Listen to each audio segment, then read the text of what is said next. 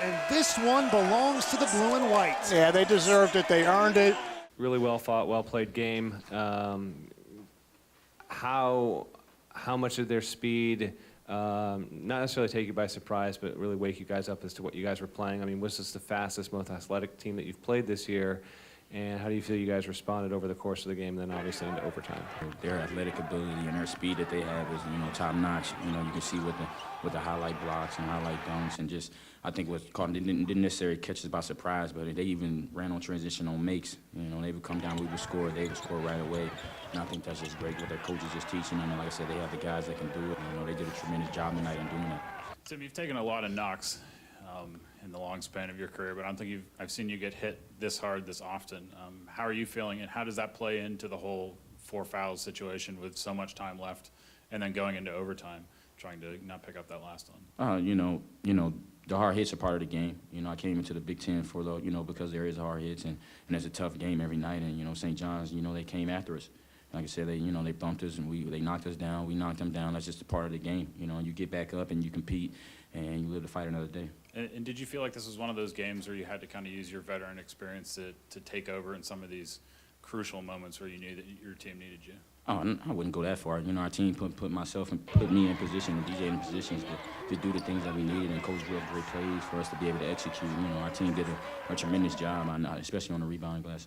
And DJ, what do you think contributed to your first half performance? You seemed like you missed one shot the entire half, so what was going on? I think my teammates did a good job finding me. Was just feeling it, hit some shots, they went in. Teammates did a good job of creating space for me to get open shots and just sticking with confidence. For all three of you guys, as you guys strive to put Penn State basketball on the map, what does this win mean for you guys? It's obviously a great win for our program. We have so much respect for St. John's, Coach Lavin, and what they're doing. But we treat it like it's the next game on our schedule. We have to continue to get better. And if we can continue to get better, we'll be the best team we can be by the end of the year. That has been our focus for 3 years, and it remains our focus. It's November 29th. We have a long way to go here. And the scary thing is, these guys can get so much better. I'm talking about these guys sitting with me and the guys that are in that locker room. And for the first time, we went in a locker room. There was a little bit of celebration, but not a lot. Not a lot. We expect to win games now. Coach, St. John's got back in the game with an 18-5 run. Your guys answered back, forced overtime. What does it just mean for this team to be able to, close out close games? Last year had some trouble doing that at times. Well, there's a word we use, and I'll share it with you. It's called attitude. A lot of programs, say 1, 2, 3 defense. We say 1, 2, 3 attitude. It's the only thing we can control is our effort, our mindset, where we are. And I felt like for the first time I saw it. I witnessed it in huddles. We weren't down on ourselves.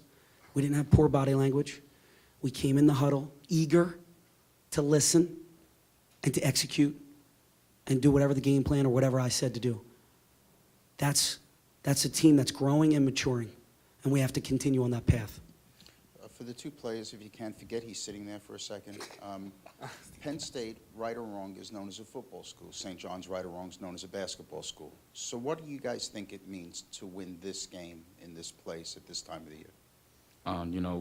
Like I said, it was a great game to be a part of this experience, to be playing in the Barclays Center, and you can say all the intangibles that are, that make this game and this tournament a great game and a great opportunity for us. But like I said, Penn State is a football school, but like you said, we want to come out and make basketball, something well known and compete and be right there next to football.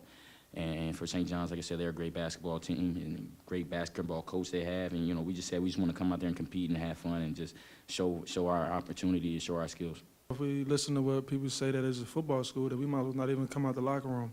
But we believe in ourselves, we work hard, and like Coach said, we believe in attitude. Come out and play hard for 40 minutes, and it shows. Hey guys, obviously very stressful end of the game, back and forth, but how fun was it just to compete in that sort of environment there at the end of the game? Oh, it's tremendous. To be able to step out on the court and, in itself and play a game of basketball, so a lot of people take that for granted, but you can't.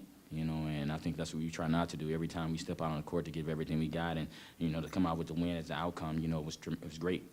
You know, we gave it our all. We played the whole 45 minutes, and, you know, as much as we could for Penn State basketball, and we came out with a W. For Tim and then Pat, you guys play 45 minutes tonight, 4 turnovers. You are one of the best teams at not turning the ball over this season, and against the athleticism and pressure of St. John's, that really shined.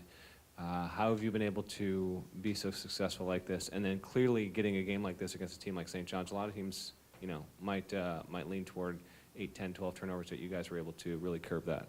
Yeah, I didn't even know that, and to say we only had 4 was great. You know, usually, and I've seen in certain games that I've had 4 myself, so this is, this is to see that we only had 4 as a team, you know, just showed that we took care of the ball and we valued every possession that we had, and, you know, it came out and the ball rolled our way. What I would tell you, these guys put a lot of work in since May, and they came to both summer sessions. We went on a foreign tour. We worked hard in the fall. We worked on our passing. I might shock you guys. We actually worked on passing and becoming great passers and making shootable passes. And it's been a point of emphasis to go back to the basics of the game of basketball: passing, dribbling, footwork, proper shooting. We worked on it long and hard. And these guys, you see what they're doing now. That's why I think you take care of the ball against an athletic, long, rangy team like St. John's. Coach, in a close game like this, what does it mean just to have guys like Tim and DJ on the court leading the team? You know, there's definitely a security blanket there. There's no question. When they're out there, you know, DJ played 45. You know, I'm sure if Tim didn't get in foul trouble, he would have been very close to it. And I need to do a better job of getting them rest and subbing them out. But, you know, it feels really good to have guys like this out there who we have great trust with one another, and we understand almost what each other's thinking and what we need to do down at the end of games and during that overtime. Travis wasn't with you guys in overtime, but you could barely see it on the floor. The rebounds were still coming down for you guys. What does that show about the toughness of not only your guards, but your front court to step in there and replace Travis? We knew coming into this game that we were going to have to rebound. You know, I know St. John's is a great offensive rebounding team, and like I said, Coach has always instilled in us to be 5 guys versus the ball and on defense, and we all gain rebound. Our guards come back and rebound. Our posts do what they can to get the rebounds as well, and I think that just paid off for us because all 5 of us were going out to get rebounds. Pat, you know, they're doing Hoosiers again, if you want to do that whole passing, dribbling. Beautiful, really. Is Gene Hackman walking through that door? On a serious note, you probably understand Penn State as well as anyone, right? I think you have siblings who went there, right? Yes, that's correct. So what led you to believe when you took the job that you could do what these guys are talking about, that transform or at least change a little bit of the thinking of what Penn State is?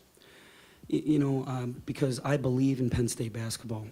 And I think when you have the leader of the program who really believes and has a vision, and you follow that vision of attitude, and you get hardworking guys like this, you know, I just said it to them the other day. I'm thankful for these guys during Thanksgiving because they bought in right away, didn't question it, didn't waver. They try to do everything I ask them to do, and they know where we want to take this program. And they believe, along with me and the other 13 guys in that locker room, as well as our staff, that we're headed in the right direction and we can accomplish what we want to do. What is that? Where do you want to take? We want to be an elite level Big Ten team. I wouldn't have taken the job if I didn't think that we could get it done.